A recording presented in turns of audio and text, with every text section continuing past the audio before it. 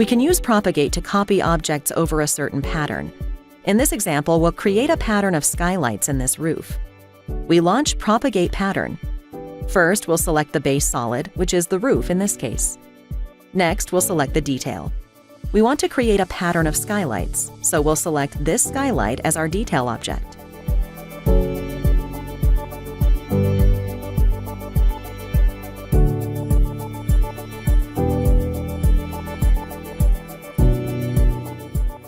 Hovering over the suggestion icons, we can see there are two options. The first option is to propagate to similar locations. In this case, this will be the four corners of the slab. The second option is to create a grid on top of this slab by adding rows and columns.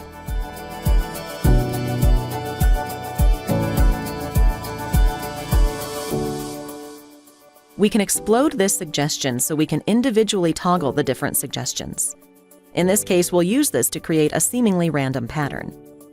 Finally, we'll press Enter to accept.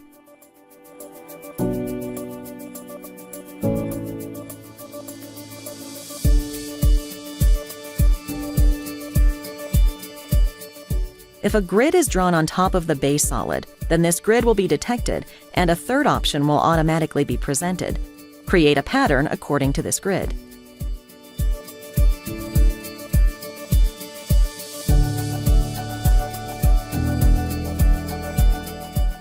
Again, the two options that were available in the previous example are also available here.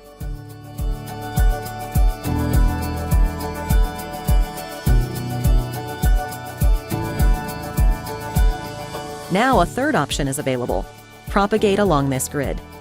We can again explode to have control over the individual suggestions.